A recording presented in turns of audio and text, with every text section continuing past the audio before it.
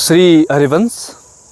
मैं जो बात कर रहा था, नैनीताल की भी गोवा जैसी हालत हो गई है। मैं ये बात क्यों कह रहा हूँ, आप इस बात को ध्यान से सुनिए और ध्यान से समझिए। गोवा में क्या कर दिया था उन लोगों ने, जो 10 रुपये की टैक्सी है वहीं उन्हें 50 रुपये मांगना शुरू कर दिया था। महंगाई और विदेशी पर्यटक भी कम हो गया था इसी कारण से।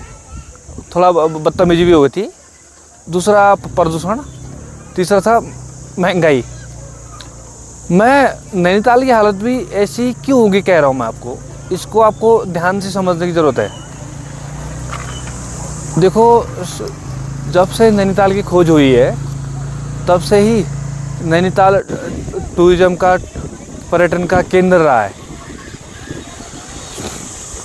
जब नैनीताल पर्यटन का केंद्र रहा है तो इसमें क्या होता है कि पर्यटक आएंगे, व्यापार बढ़ेगा और राज्य को हो गया, नगर को हो गया, आमदनी बढ़ेगी, रेवेन्यू बढ़ेगा। हमारे नॉर्मल भाषा में रेवेन्यू बढ़ेगा, ठीक है।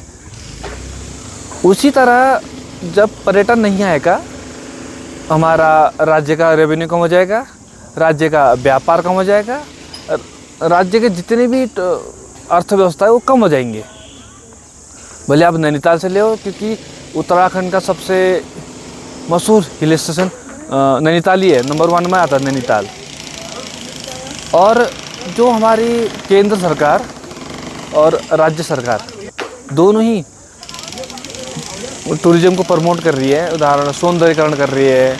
अपने मलिता रिक्शा स्टेशन में देखा होगा, माँ नैना देवी मंदिर का गेट लग रहा है और विभिन्न तरीके के सौंदर्यीकरण हो रहे। जब टूरिज़्म और पर्यटन को नहीं आने देना है, नहीं बढ़ावा देना है, तो इतने सौंदर्यीकरण करके क्या फ़ायदा। इससे से किसी विभाग में लगा दो पैसा, मेरा कहना यह है। दूसरी टिप्पणी ये है कि जब हम किसी भी व्यक्ति या किसी भी एक व्यक्ति के से, जो हमारे नगर पालिका की बात कर रहा हूँ मैं, उन लोगों का कहना ये है कि भाई पार्किंग महंगा कर दिया, टोल महंगा कर। लेकिन लास्ट में मैं आपको इस दावे के साथ कहता हूँ कि आने वाले 1 साल में, जब अगले साल को जो पार्किंग का है और टोल दोनों घाटे में दिखाना है इनको। क्योंकि भाई 500 लो, 1000 लो, जो पर्यटन है का गाड़ी नहीं आएगी तो कोई भी अपनी जेब से नहीं देगा। इस बात के लिए आप भली बात ही जानते हो। और जब टूरिज़्म से हमारा रेवेन्यू है, अब पर्यटन से हमारा रेवेन्यू है, जो हमारा लोकल उत्तराखंड के आसपास का ही कसम बता रहा हूँ, जैसे हमारा उत्तराखंड के आसपास वाला हल्द्वानी, रामनगर, काशीपुर, बाजपुर, सितारगंज, खटीमा, यहाँ का पर्यटन नहीं आ रहा है नैनीताल में। क्यों नहीं आ रहा है? उनको एक तो अपनी गाड़ी में तेल भर के लाओ, दूसरा 300 रुपये टोल टैक्स दो, 500 रुपये पार्किंग चार्ज दो, तो नहीं आ रहा है। यहीं पर नुकसान है। जब लिमिट पार्किंग का होती है, लिमिट टोल टैक्स का होता, तो सभी लोग आते हैं, उसमें रेवेन्यू जनरेट होता। एक व्यापारी का नहीं कर रहा हूँ मैं, एक व्यापारी से लेकर मैं आपको क्या कर रहा हूँ, एक दुकानदार से लेकर, एक दुकान में काम करने वाले से लेकर, एक रेस्टोरेंट से लेकर, रेस्टोरेंट में काम करने वाले से लेकर, और एक होटल से लेकर, एक होटल में काम करने वाले कर्मचारी से लेकर सभी का रेवेन्यू होता। हम एक दुकान की बात करते हैं, एक दुकान से कम 25-30 लोग पलते। आपको इसको भी समझना पड़ेगा, हमारी स्पेशल नगर पालिका को। जहाँ तक ये न्यायालय की बात, मैं आपको आज न्यायालय की बात भी कर रहा हूँ। जहाँ तक रही न्यायालय की बात, न्यायालय को ये चीज़ बताना पड़ेगा ना। कौन बताएगा? आप सबको तो कानून अंधा होता है बोलते हैं, अंधा को आँख रास्ता दिखाने का काम तो हमको भी करना पड़ेगा ना भाई, ऐसा करो करके। कानून को अब दिखाओगे भाई, ऐसा होगा करके, जब समझाओगे बुझाओगे तो हाई कोर्ट क्यों नहीं मानेगा, उच्च न्यायालय क्यों नहीं मानेंगे? जब क्या होगा, जब लोगों के पास कोई ऑप्शन नहीं होगा, कोई चारा नहीं होगा, तो क्या करेगा लोग क्राइम करेगा, चोरी करेगा, उल्टी सीधी हरकतें करेगा, क्या करेगा बताओ? फिर कहोगे भाई नैनीताल क्राइम में आ गया। भैया आप खुद ही आप पब्लिक को क्राइम करने के लिए छोड़ रहे हो, खुद ही पब्लिक बेरोज़गार रही तो क्या करेगी।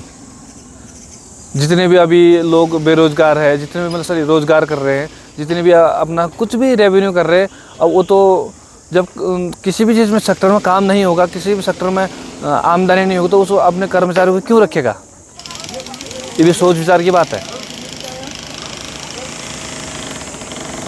इसलिए कि मैं तो सभी सम्मानित गण से बात करूंगा, सभी को कहना चाहूँगा, भले व्यापार मंडल का पदाधिकारी हो, होटल एसोसिएशन के पदाधिकारी हो, भले टैक्सी के पदाधिकारी हो, भले नाव चालक, सभी से ये निवेदन करूंगा मैं, नैनीताल को बचाने के लिए हम सबको आगे आना पड़ेगा। नैनीताल के जो नागरिक है उनको आगे आना पड़ेगा, तभी कुछ हो सकता है, नहीं तो नहीं हो पाएगा इस आधार पे। तो जब तक सब लोग काम नहीं करेंगे इस सेक्टर में, तब तक कुछ नहीं होगा। मैं सभी से निवेदन करूंगा, सभी एक मंच में आके बात करें। हमारा देखो, हमारा मत अलग हो सकता है, हमारा पर्सनल विचार अलग हो सकते हैं, लेकिन जब अपने सेक्टर के हित के लिए सबको एक साथ आना पड़ेगा। जैसे किसी भी पदाधिकारी, भले व्यापार मंडल का पदाधिकारी हो, भले टैक्सी यूनियन हो, भले होटल एसोसिएशन हो या नाव एसोसिएशन हो, किसी का भी अपना हित नहीं होता है। जो भी अधिकारी बनता है अपना हित नहीं होता। जिस सेक्टर में जो जिस के पदाधिकारी होना, उनका हित आपका हित होता है। इसलिए कि अपना पर्सनल हित न समझते हुए सभी साथ में आके इसके लिए विचार करें। भले हाई कोर्ट जाना हाई कोर्ट जाइए, भले नगर पालिका से बात करना है नगर पालिका से बात करिए, लेकिन इस चीज़ को हल आपको जल्दी ही निकालना पड़ेगा। मेरे विचार को अच्छी लगे तो शेयर ज़रूर कर देना, ज़्यादा से ज़्यादा शेयर कर देना, चैनल को लाइक सब्सक्राइब ज़रूर कर देना। राधा वल्लभ श्री हरिवंश।